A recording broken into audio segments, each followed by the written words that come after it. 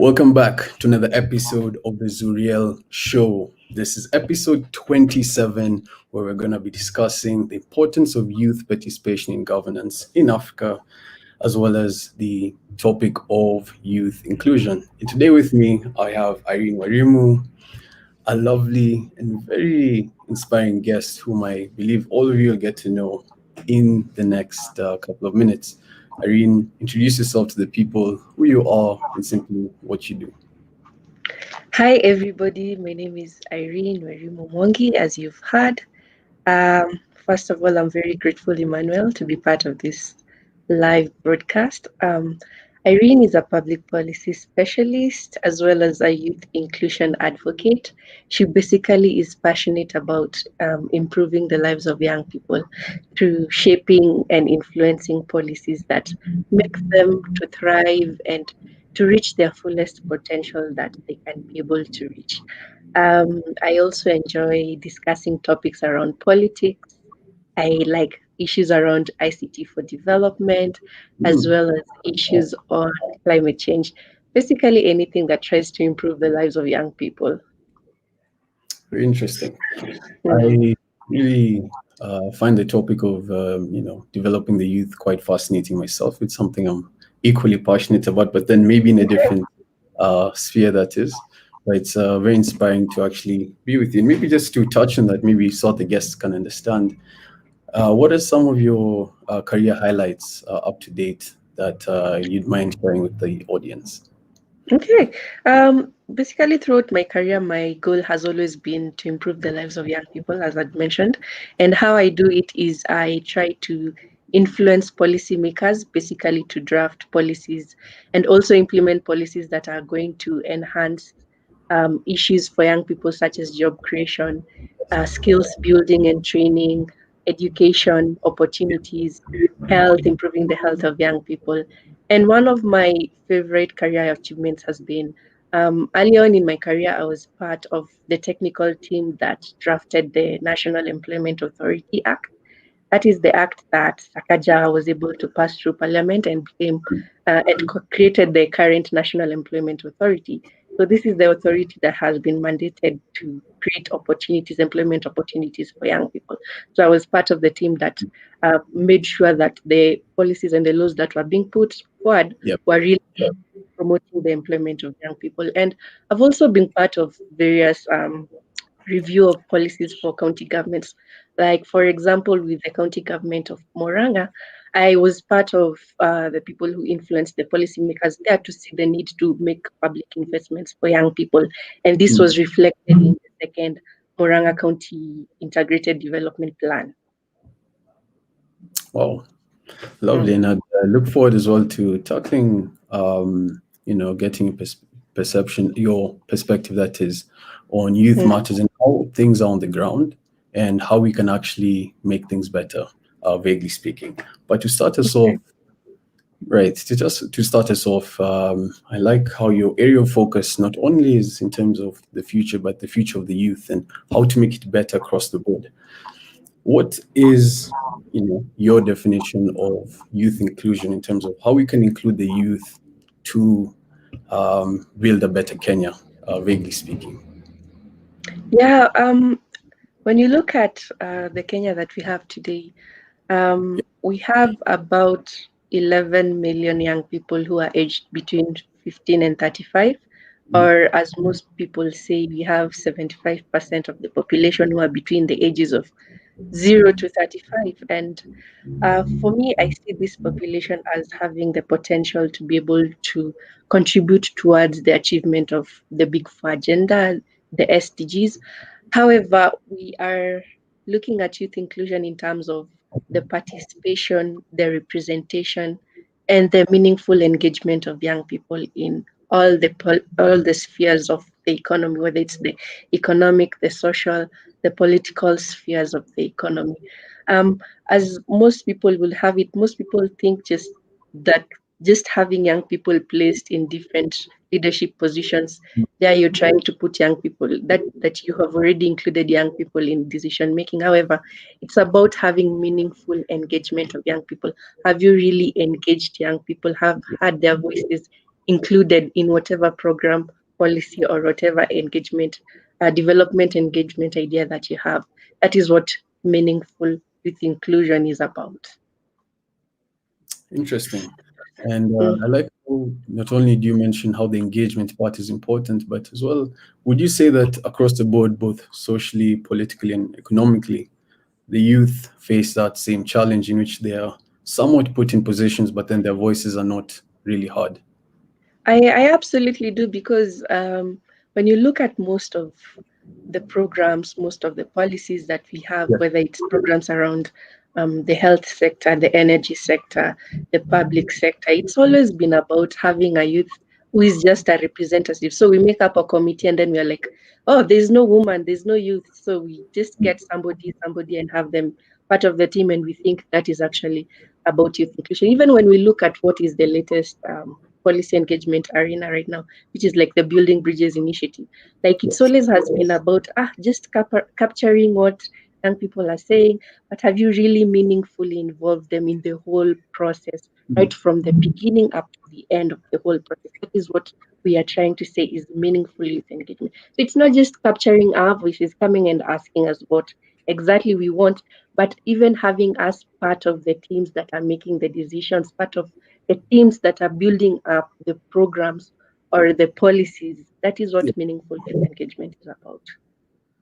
Very interesting. As we're talking about meaningful engagement and how they need to be a part of the system, due to lack of a better term, Mhm.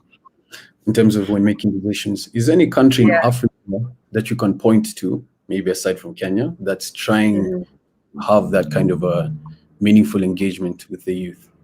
With What are the youth. probably two countries, yeah, that you can point to within Africa that are trying Well, to do that better than Kenya? Yeah, sorry for that. thank you. I wouldn't say there's a country that has specifically reached the gold standard or the absolute standard of having Yes. meaningful youth engagement. But there are countries that are trying. Like, for example, we have seen countries like, is it Zambia or Zimbabwe, where we have seen them actually appoint cabinet secretaries and ministers and members of parliament who are actually young people, and have them being involved in the co-creation of policies, and also taking the policies that young people are developing very seriously. I also like what basically the AU, specifically the Office of Mm. the Special Envoy of Young People, is doing, where they are actually having young people create policy documents that is youth led, basically totally and completely youth led. So that means that when you see more young people developing research reports and policy documents, the policymakers can better now see the seriousness that is there with young people, because people Yeah. always think that everything that is just done for young people. But if young people are the ones who are leading such engagements, there's actually meaningful youth engagement, I can say there. Hmm. Lovely and Mm. very elaborate explanation. Now, when it comes to the whole idea of the, empowering the youth on a community level, you mentioned Mm. how when the youth are part of the system, they can be able now to make these decisions that are good, for the Yeah. youth. Once again, look for a better term. How can the youth on the community level, however, find themselves being empowered? Do you feel like that's a responsibility on the government to ensure that they're putting certain systems in places to ensure that the youth are empowered on the community level, or should that be a responsibility for the youth? I will say it's a combined effort, it's a Yes. co-creating effort, Okay. because on one side we need to have representation. So if young people, if the government doesn't make that conscious and deliberate decision to have young people represented in its own programs or in its own policy development projects, we are not going to have young people. On the other hand, we need to have young people coming out together and being actually involved in governance matter. For example, if we have governance processes that are going on, for example, public participation processes, we need to see young people actually providing their views and engaging, and not just engaging by participating and attending the meetings, but actually providing proposals and memorandums that actually give their opinions and make a difference in the lives of young people. So it's more of a combined effort where both the young people at the community level need to actually be involved, and the government needs to create those spaces where young people can actually have that place of being involved. Lovely. And I somewhat actually share that point of view where, as much as we'd like the government to take care of everything, Mm, some things usually are certainly placed within our own hands. You can come together, do something, because once you offload that responsibility to the government, I believe you somewhat leave yourself a victim, vulnerable, and in yeah, it's not a case where people are crying yeah, wolf where yeah, they're. It's very yeah, interesting how a lot could be done, as I keep being repetitive, within yeah. our own hands. Yeah. And, Yes. and further on top to what you've just said, we have seen, especially if we leave the opportunity absolutely and totally to government, we've seen places where the government will open up a platform for young people to be represented. However, they'll take advantage of that opportunity and like hold those young people who have been appointed captive to what the government wants. So it's like those young people are not just speaking for the young people, but they're speaking for the government. Say they're no longer the representatives of Mm. young people, and that just doesn't make the sense around why would we want young people. Had we want young people to be represented so that the majority of the young people in the country can be heard and can be involved. So that's why there's need for that equal engagement by both parties. Lovely. Thank you for as well that for the explanation. Now, when it comes to the elephant in the room in terms of what's happening around the world, the pandemic and how it's influenced the job industry as a whole, and I believe one of the greatest people that will be affected by this in the probably next 2 3 years to come, and as well in the present, is the youth in terms of their presence within the job market in Kenya. Yeah. What's your opinion on that, and what do you feel is the way forward regarding that? Well, as you've mentioned, youth unemployment has really taken a toll with the pandemic. The majority of people, when you look at the industry that have been affected the most, whether it's the airline, whether it's the hospitality, you'll find that most of these industries always employ young people. If it's the informal sector, find that almost 80% of the people in the informal sector are the young people, meaning that right now, as we speak, even with the results that have been provided by the Kenya National Bureau of Statistics, youth unemployment has reached to its highest that we've ever seen, and especially for the group between the age of 20 to 30 years old, because those are the people in Kenya who are mostly active within the employment space. And the government has tried to do some things with the Kazim Tani initiatives. We even have seen the development partners also doing some collaborative things, and maybe some of the few things I can mention that are needed or I think are fit for us to be able to solve these issues is I feel that there's need to establish a coordination mechanism or a collaborative mechanism between what the government is doing and what different other partners are doing. I feel that one of the reasons why youth unemployment hasn't been solved um, that much in Kenya is because there are so many people who are doing so many unrelated things, meaning that it is all disjoint and there's no that collaborative effort. So Yeah. if we had, for example, the civil society or the non-governmental organization looking at what exactly is the government doing and trying to look for areas for deepening engagement or deepening collaboration with what the government is doing, or also providing input in terms of um, capacity or the skills or the experience or the resources, we will find that collaborative efforts. Because what we are seeing right now is the government is doing one thing, and then civil society, NGOs, private sectors are doing another thing, and then now we're blaming each other. Oh, so what you're doing is not relevant. Oh, Kazim Tan is not relevant. These other people are saying, oh, you guys are not even doing anything. So I feel if there's that joint effort, we will have Yeah. more meaningful impact. Another thing will be around we really need to empower young people. As we speak, there's so many young people who do not have access to education opportunities. We saw that the people in adolescent young people and even small girls and boys were not able to access their schools for the past 12 months because Mm. classes and schools were closed, even at the higher education level, meaning that some of the progress that Kenya had made in the past 50 or 5 years since independence were about to be rolled back because for a year, young people and even adolescents and kids were not able to access education opportunities. So I think there's need for like this year we need to have really significant and a lot of effort towards recovering the lost times that we lost last year in terms of providing education to young people, building their skills for those who are in the TVET, the colleges, the universities, and ensuring even that those skills are relevant. Last year, we were able to see the gaps in the economy. Like we were able to see what is relevant for our country and what is not. And we were able to see that there are certain skills that are useful to um, the current modern economy and modern job market, and we were able to see what are those things that we don't need. So I think it's an opportunity for our policymakers, our implementers, our educators, the people who develop those curriculums, to actually improve on what we have and to provide the young people with the right skills that we need for this particular opportunity that we are in.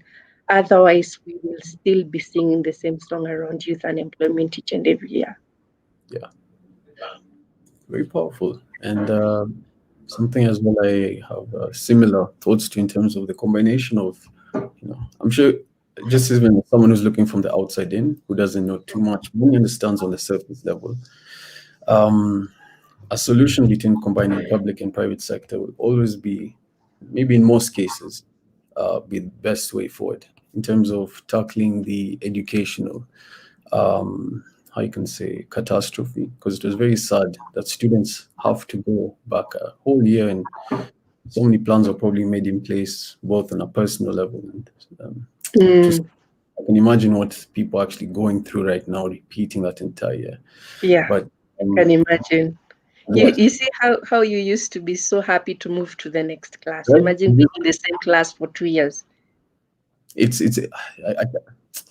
it's just one of those things people will remember. That's all you can say for now. Yeah. But something that's very clear is one thing the private sector can do is provide solutions. Probably not at the scale that's required, but they can provide Mm, solutions.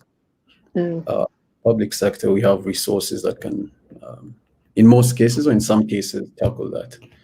yeah. Um, I was hoping that a solution would have probably been provided in terms of, maybe that's one thing I just wanted also to bring up, solutions towards, online learning. What do you feel is the Mm, board for that in terms of if such was to happen again? I know that's slightly thrown off. I just wanted to get your 2 cents on that. Would you yeah. feel is something we can implement in the I future? definitely think, and that is why I'm talking about the collaboration, because if we didn't have the private sector coming up with Mm, um, innovative solutions like e-education platforms, like and even platforms for where we are communicating and having a meeting online. I mean, I think now we could have been done in terms of even we wouldn't have ever met or we wouldn't have ever had this show. yeah. And that is one of the things why I really really stand up for collaboration, because when you look at even where are we going to get new job opportunities, government currently has exhausted its Mm, expenditure in terms of even having extra money to invest into public projects. So what the area that we're looking at now, the market that we're looking at now that will give young people the jobs that they need is the private sector. We need to support our private sector, because if we have new innovative solutions, like for example this platform is called StreamYard employing like 100 people during this, that is one area where young people can be able to get jobs. It's no longer about public sector anymore. Public sector is right now maxed out in terms of employment opportunities. But the private sector is where we are looking for in terms of employment opportunities, solutions for the current global and even local challenges that we are facing. And that is one area we really need to look at. yeah. Mm. Very, very fascinating answer, and well explained as well. Once again, so we've exhausted or reached the time limit in terms of how much we usually discuss. I've learned a great deal in terms of the industry and also getting unique opinions and that I didn't really think about, and as well unlearning things that I thought I knew. I really appreciate you for making time. I have just one more question to ask you. Mhm. It's a question that we ask all our guests at the end of the show, which is really, what is one um, thing you tell what's one piece of advice you tell your 20-year-old self if you had the chance or the opportunity to have that discussion? Um, what I would tell my 20-year-old self is what I've always believed in. The reason why I do what I do. Well, I will go back to whatever journey that I'm undertaking in terms of what I want to do. I will go back to asking my 20-year-old self, Irene, why do you want to do what you want to do? Because one of the things that I'm very passionate about or I'm very keen on is living an existing legacy or leaving a mark at whatever stage or whatever opportunity you have.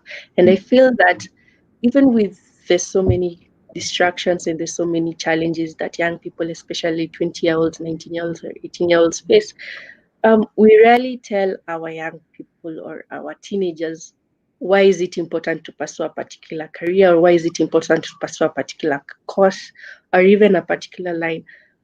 For me, I remember one of my biggest lessons that I learned in my university is one of my lecturers said that the reason why we are giving you the education that we're giving you is because we want you to galvanize learning with real purpose and real values so that whatever learning that we give you will be able to impact on the lives of young people.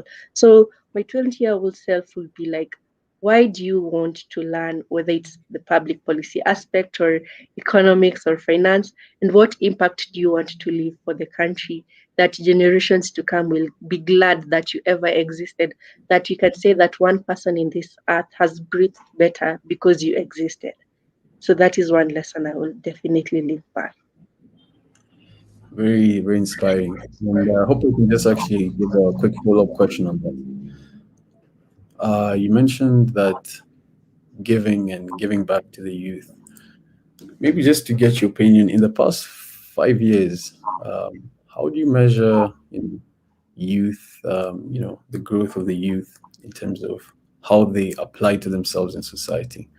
How can Mhm. we, what else, in business, there's KPIs, like key performing indexes. Mm, What would you say your personal, KPIs when it comes to what you'd like to achieve when on your personal mission on developing the youth? What are two, okay. three that you serve as a benchmark? Yeah. Mm. Okay, one of the things that I see as a benchmark, um, what I want young people to achieve is number one in terms of job creation or youth employment. Um, how I've seen it, especially with the past year and with the pandemic, I'm getting more and more calls from friends, colleagues, and even people that you learned asking you, oh, Irene, nisaidie kupata job mali mali. So meaning that currently youth unemployment is a serious and a drastic problem as we speak. So one of the things that I want to be able to achieve at the end or maybe towards the end of my journey is to have more young people saying, okay, now youth unemployment is no longer a big issue. Let's talk about the next issue. So having more young people in jobs, in businesses, opening up their own innovative enterprises, being able to access credit, finances to open up their own businesses and such, Mm, so that we have more young people who are able to take care of themselves and also their lives are improved. The second thing is about having young people included in governance and in decision making processes. Um, as right now, when you look at the leadership in Kenya, we know that close to 90% of the people in leadership are over the age of 60 or 70. So the other thing I want to see is young people in key top high level decision making spaces. Why? Because number one is for sustainability.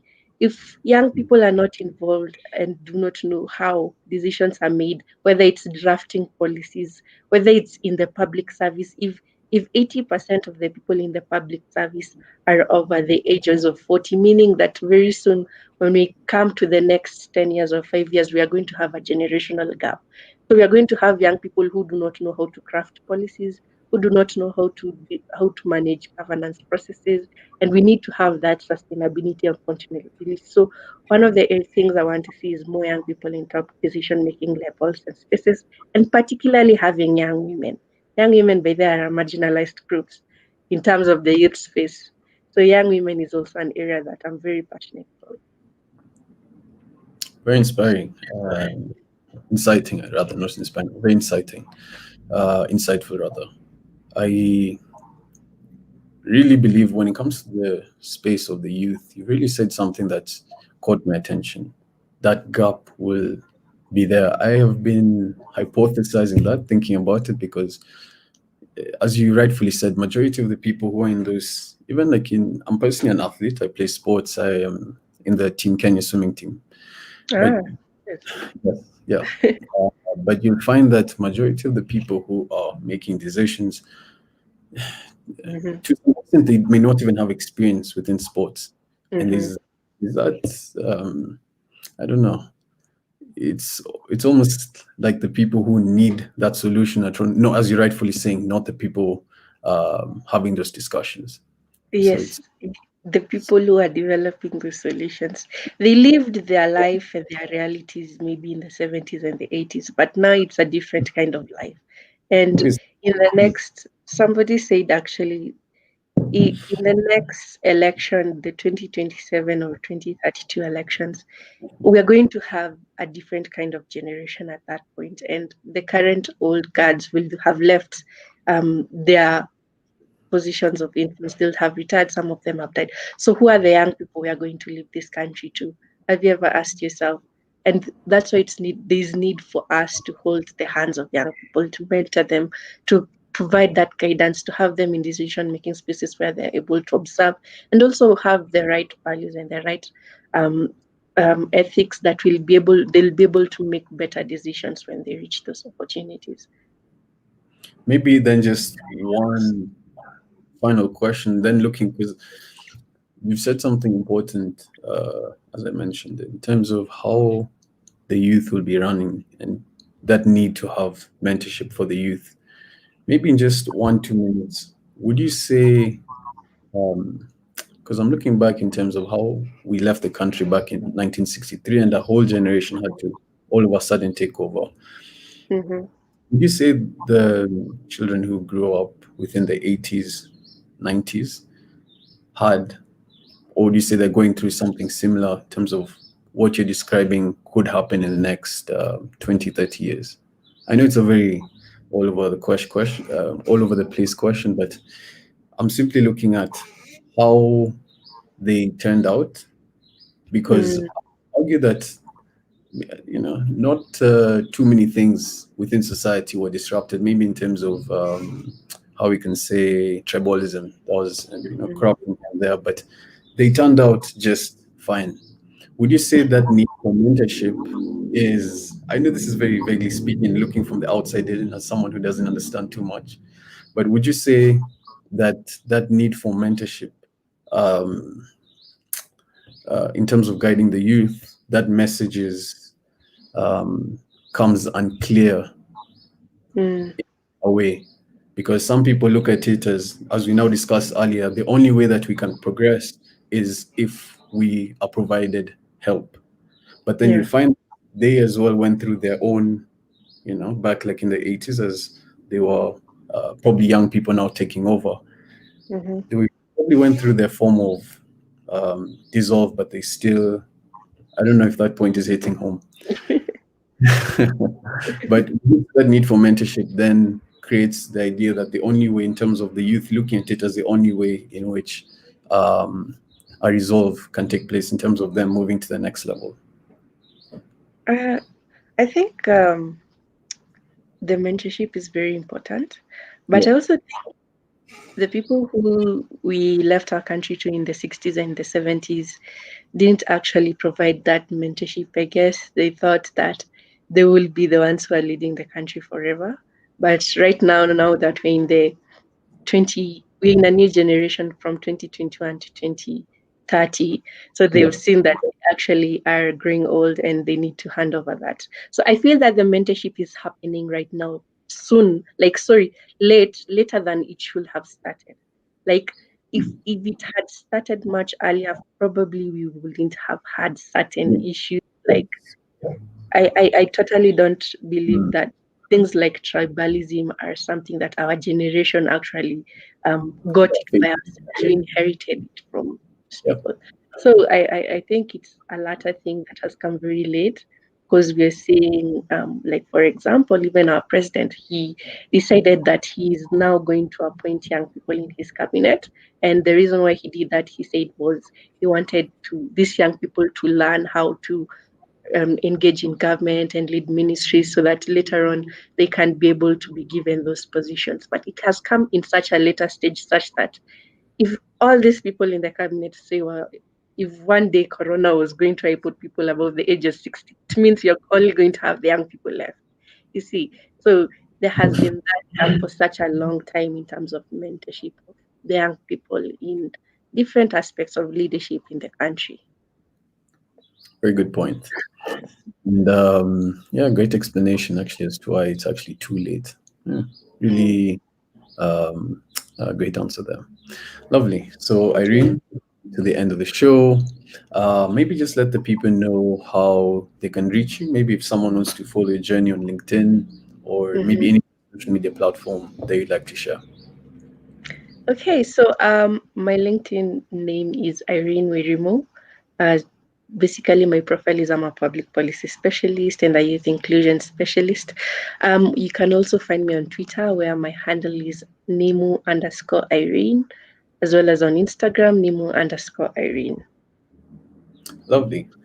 Irene, thank you. Thank you so much for making it to the Zuriel Show, and also for the listeners for making it all the way to the end. It's been an absolute pleasure having you on the show. Just one final question, which is, did you have fun? Yes, I did have fun in the final final question. Thank you so much, Emmanuel, as well. This is a very nice platform.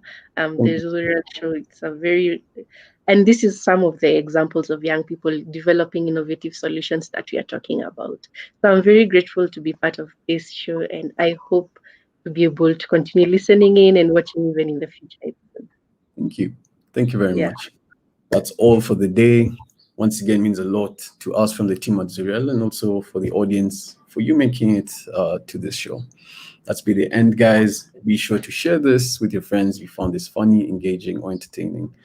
And be sure to drop a like below to stay in touch for future episodes. And subscribe, that is, still a like. Either way, have a good one. May God bless you. Goodbye.